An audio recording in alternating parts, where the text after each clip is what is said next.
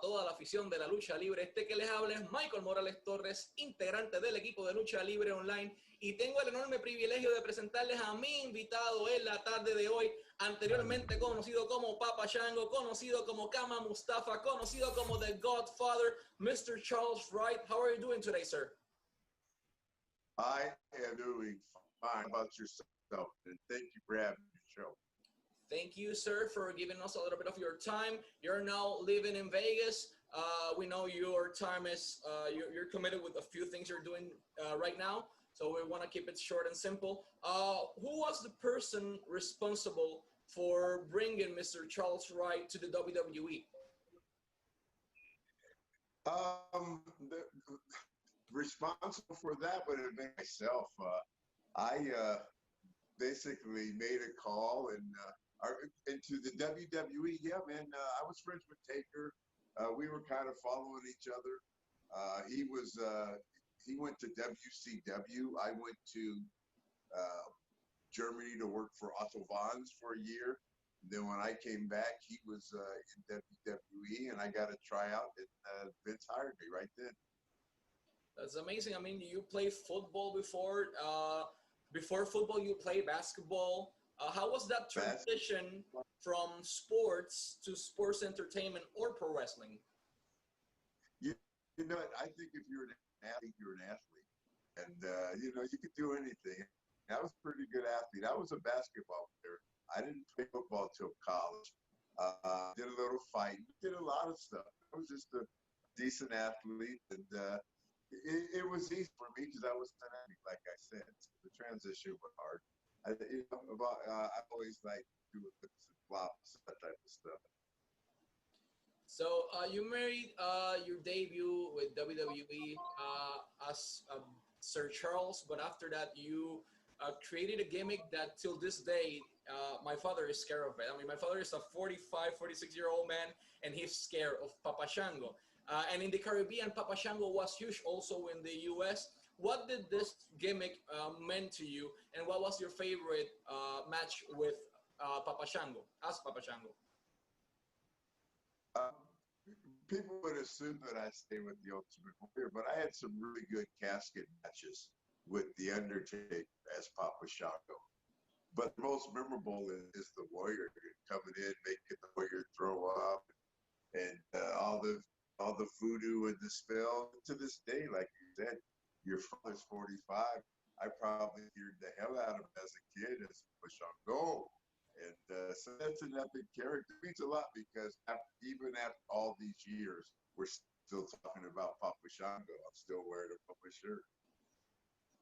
And that's amazing because you, after working as Papa Shango, being in the main event against Bret Hart for the WWF champion, you made a transition from Papa Shango to Kama Mustafa, which was a alleged fighter that can kick everyone's ass. I mean, you're 6'6", you were over 260, 270 at that point. I mean, a huge guy, allegedly kicking everyone's asses, part of Nation of Domination with Farouk. You had The Rock, you had a few other wrestlers over there too. How was the experience for you working with the man which is possibly going to be a president of the United States at some point, Dwayne Johnson? I wouldn't doubt it. First of all, Dwayne, great guy, man. If anybody deserves something like to be him, because he's a good dude and he's a fair guy. But it was a great experience, man. It's the first time I met Ron Simmons. I have heard of him, but I never, actually met him. I met him. To this day, we're best of friends. We talk all the time. I got to be involved with The Rock. I got to be involved with helping Mark Henry coming along. We helped D-Lo. We developed the Godfather character, who you see in front of you now. And so it was great, man. It was a great experience, that whole Nation of Domination thing. It was a wonderful experience. And the best thing about it was that all people in that group, at the, like, I don't know, consider the Nation, so many people now. You consider Rock and D-Lo Brown, Mark Henry, Simmons, and myself. Everybody went on and had a good career after that.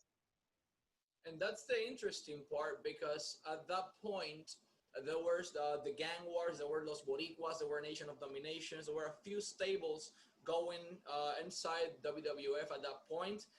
But you made your transition from Kama Mustafa to basically everyone's favorite gimmick, the Godfather, which many people may think it was a gimmick, but you formerly owned a strip club, and it was pretty huge in Las Vegas. So it was no gimmick. That was your life, man. How Oh, were you for many comfortable? years. Were you comfortable making that transition from first from Papa Shango to Kama Mustafa and then to the Godfather? Yeah, man, it was easy. It's just, it's like a movie, bro, acting, bro. It's easy. You're doing your job, you're doing your part. I wasn't trying to be one person all my life to be Papa Shango.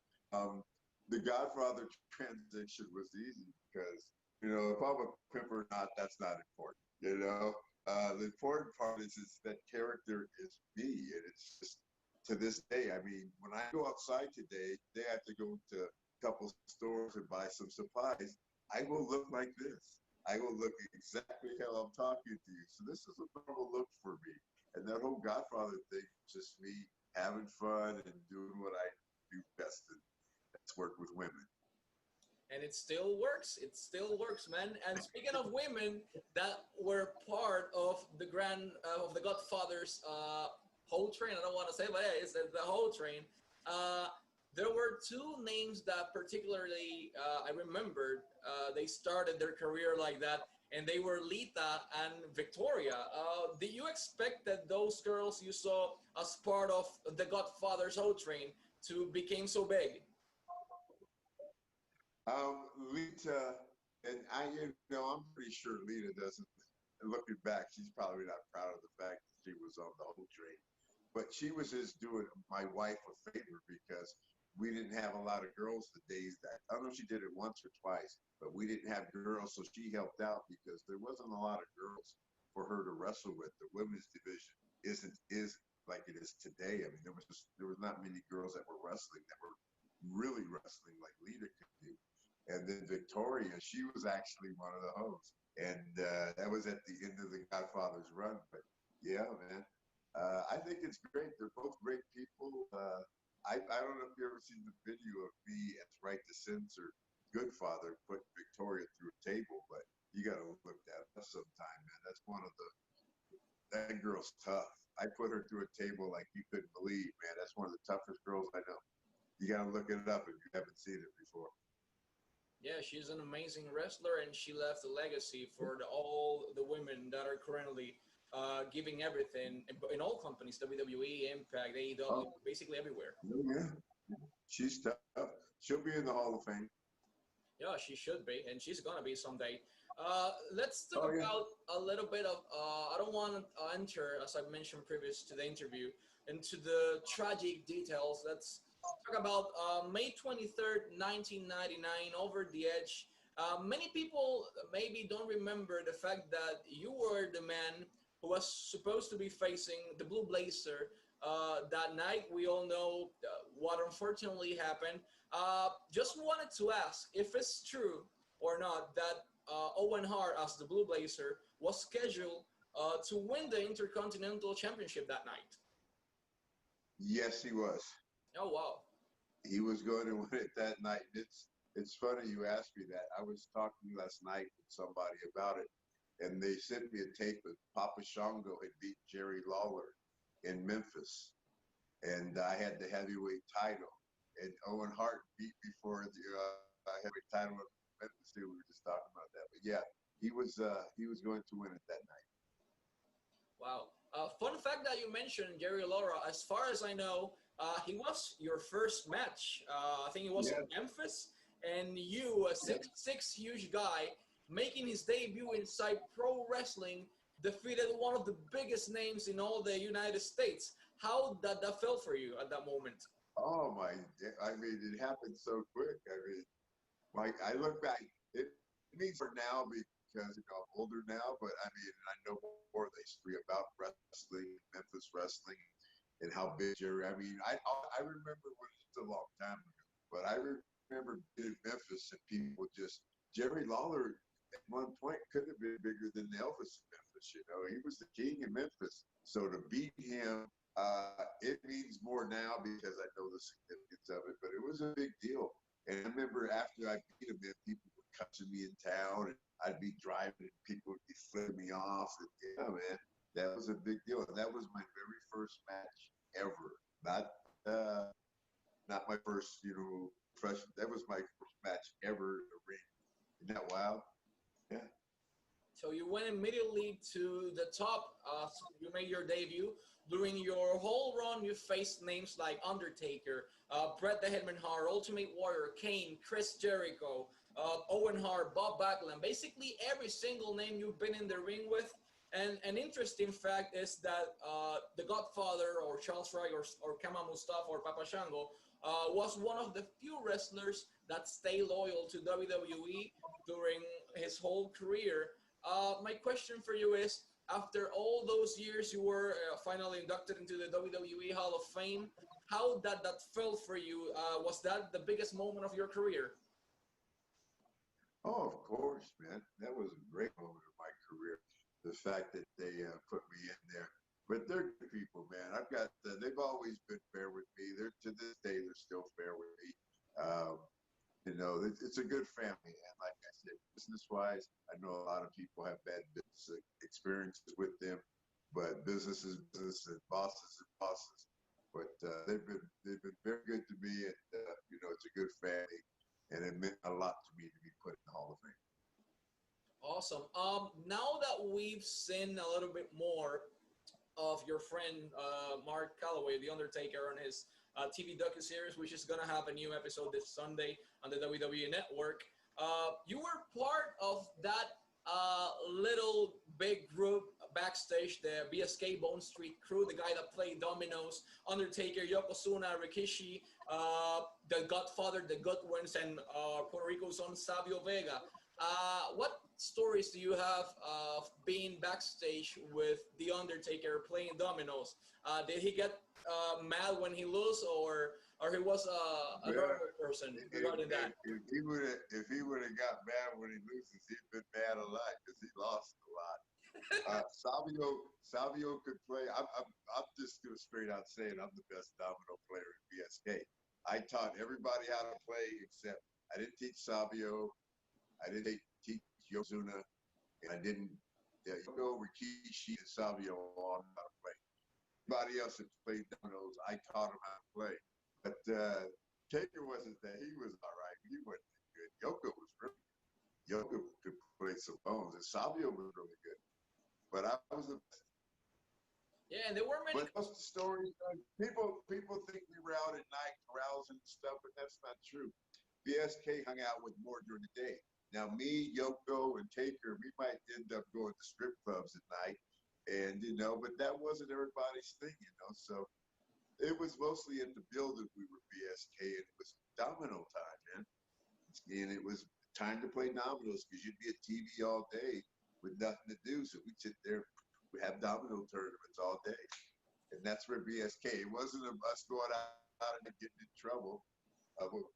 But we always had each other's back. It was there times that all of us were together? Yeah.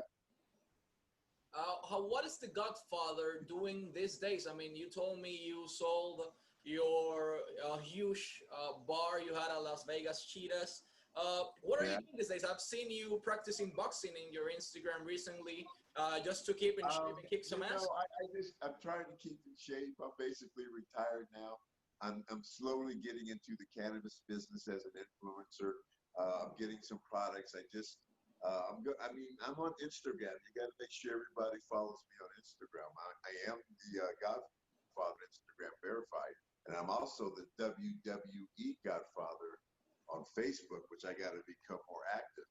I've only been on Instagram for like 4 months, so I'm learning, but things are happening quick. I'm having a lot of fun. But you're going to see my Smoke Train is going to be my logo, and you'll see it, and you're going to see some products, and you're going to see things. I'm going to do a little YouTube show pretty soon, and I'm going to do a lot of things about cannabis. We'll talk about wrestling, but most of the stuff I do will be about cannabis. So it's WWE The Just, Godfather. not, huh? It's the WWE The Godfather in Facebook and The Godfather in Instagram, because recently many people have been receiving messages of fake people trying to reach them as Charles Wright. So it's The Godfather. It's verified with the blue ribbon. Everyone make sure to follow that account, not the other one, because there are a few fake people. The blue, you call it, I think, a raven, but the blue check mark. You gotta make sure it has that, and that verifies it's me. Perfect. And in case of, to all the promoters are out there that want to have, obviously not at this moment because of the pandemic, but in the future, that want to contact you for a meet and greet, for a signing, or for an appearance at an event, where can they contact you? It's best to reach me through godfatherbooking@gmail.com. godfatherbooking@gmail.com.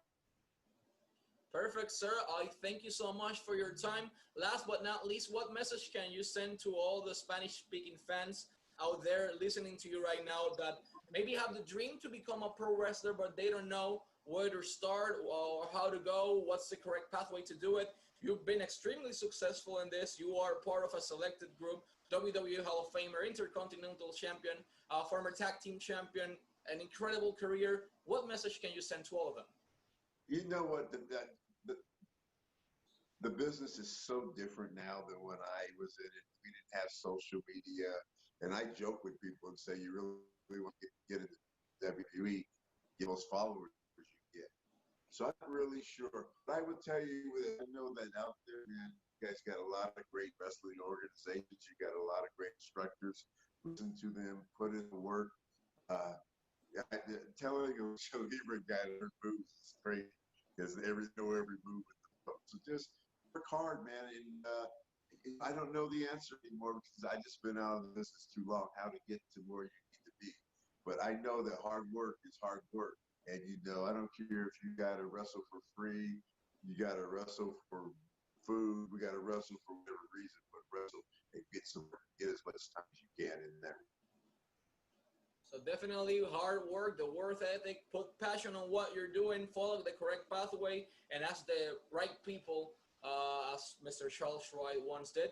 I thank you so much for your time. We wish you the best, and make sure to follow The Godfather on Instagram, The Godfather, WWE The Godfather on Facebook, and The Godfather Booking @gmail.com as his booking email. Thank you so much for your time, and wish you the best of luck in this new business. Everybody stay safe.